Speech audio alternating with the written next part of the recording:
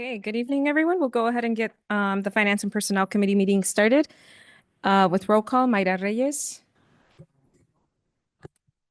Michael Engel. David Ballard. Bob Helverson. Thank you. Did we have any public comments? No. There are no public comments. And moving on to informational items with Dr. Engel. Yeah, we have some donations tonight. We've got 4 roller skating tickets from Funway for students and families in the district. We've got 4 bicycles from Chargaron Trucking Inc. for student incentives over at Beaupre Elementary.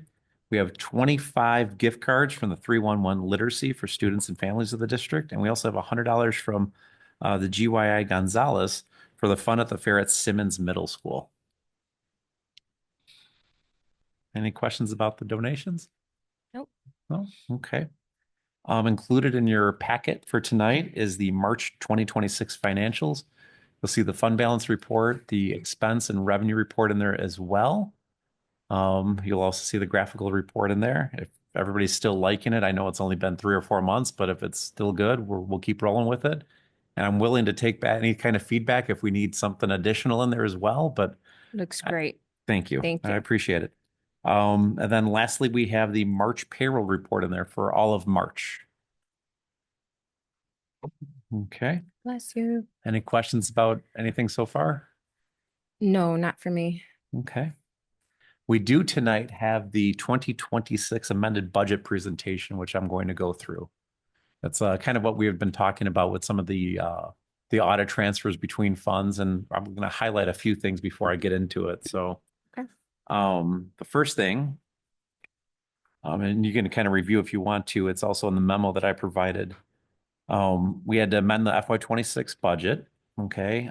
We actually updated all the fund balances, the beginning balances to match the ending balances in the FY25 AFR. We also passed the resolution at the last board meeting, refunding basically Fund 60. So working cash into Fund 60, it's capital projects, and then Fund 20 to Fund 60 as well. So it balances out for the audit report. The last thing we did was we updated some state and federal grant allotments and expenditures, and everything is in there. And then, of course, the big one was the realization of the evidence-based funding. At the time of the budget, we had an estimate that was based on Tier 1 funding, and now it's an actual based on Tier 2 funding. So that was the biggest movement. I mean, that was $6 million plus by itself. Okay. We can go to the next slide. So this is just a timeline kind of update here, very similar to what it was presented before. So at the 5-4, we're going to be here at the F&P committee meeting. We're also going to do this full board in a little bit. We have a resolution tonight to adopt the FY26 amended budget as presented. Starting tomorrow, we're going to put it on public display. And we're also going to give a notice of public hearing that's going to be happening on 6/15. So it'll be published in the paper as well. Okay. 6/15 is the night, which will have a public hearing before the board meeting. I could do another presentation once again, but not much has changed other than what I talked about, or the board can simply adopt it at that point in time. Okay. So here's the summary by fund. Again, very, very similar to what was there before. So this is revenues across all fund sources. You can see the education fund, our largest fund, at just over $201 million. Operations and maintenance, just under 21 million. Debt service at 14 million. Transportation at 12.5. Social Security and IMRF at 6.34. Capital projects at 5 million. And then working cash at 50,000. Tort at $50, and fire prevention to health, life, safety at 1750. And we just keep that one kind of actively going. That's part of our tax levy, because the state has the thing, if you don't levy for it in 3 years, you lose the right to levy for it in future years without going back to them. So we always put something there. Okay. All right, next slide. So you can see this is just a visual breakdown of what we just went over, but I think the biggest part there is over 75% is just, it's all going in the ed fund. I mean, that's our largest fund by far. Next slide. No surprise here. This is our sources of revenue. As you can see, 67% of our revenue is from the state. We get just under 23% locally, and then the federal makes up about 10.5% in total. Okay, next slide. So this is the breakdown by expenses, by fund. I can see again, our largest sources of expenditure is going to be out of the education fund. This covers basically anything that's in front of students in classroom. If you look at it that way, it's $205 million.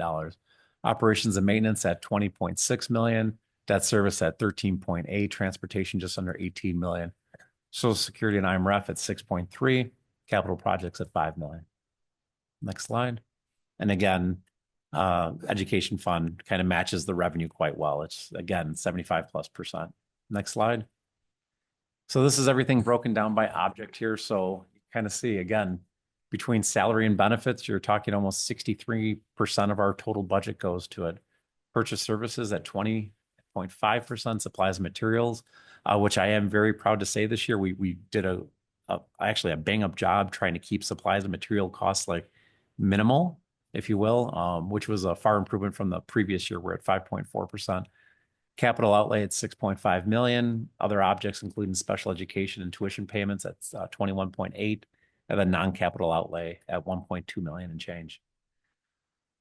As you can see, more than half our budget is salaries, and then the next part is benefits. So kind of almost 2/3 of our entire pot, if you will, is broken up into that. Next slide. So as you can see, total revenues at 259 million, expenses at 269. We're at a $9.3 million deficit as it stands right now. Now, what were the big items of why this caused? I just want to be Absolutely. clear. General state aid was about 6 million of it to right off the beginning. We went back and actually did the actuals on federal revenue coming in, which in some cases were a little bit better, some grants a little bit less. So we used the actuals. We also used the actual beginning fund balances that came through. And then we also had the 2 transfers per the audit recommendation into Fund 60. So it would be at a 0 balance. But the main difference was, I mean, is it reflected on this because of the tier 1 change? Absolutely. I mean, that Dr. Engel, was so when you 70% said of it. when you said Yeah. general state aid, that's what you're referring to. Oh, sorry. the Evidence-based funding. Yeah. Sorry. Yes. I'm so sorry. I'm old. General state aid is what it was called before, but yes, evidence-based funding. Correct. What was the largest difference? And we went, like I said, from tier 1 into tier 2, And by dropping, what was that difference? just over $6 million. Yeah, And there was nothing the district No. could do to prevent that, right? absolutely nothing. Correct. It's just where everything shook out and where we ended up after every single district in the state was evaluated and movement happened. We were in tier 2. It was very close to the cusp of tier 1, but we missed it by a couple tenths of a percent. Yeah. Dr. Engel, and then when you look at other objects on there, because I know that's a 8.1% when you look at the expense side of that, you said that was for outsourced. Yeah, we have, correct. So other sources, including special education outsourced tuition for our other governmental kind of agencies or outplaced students. We did see a little uptick in that in this year as well. But again, the big main driver would be evidence-based funding. Yeah. And then just to reiterate again with the other objects there, one of the ongoing conversations we're having with West Aurora, because we have that partnership with Hope DeWall, Correct. Under your leadership and Dr. Erlenball's leadership, is to go back and have a conversation with them where we're anticipating future credits, because it's supposed to be a 50-50 split, and we haven't had that for years, correct? Correct. It's actually been about 2/3, 1/3 kind of split. Even though we're paying 50% of it, we have about 1/3 the student enrollment there versus 2/3. And we, Dr. Angie Smith and I kind of went back to 2014. We went back 10 years, a little bit more than 10 years to kind of watching the transition kind of happen. And so we are seeking credit in prior and kind of in the rears, and we have a meeting this Friday as well. So I'm expecting next year to have a credit, substantial credit for us over at Hopewell. It should be in the millions of dollars.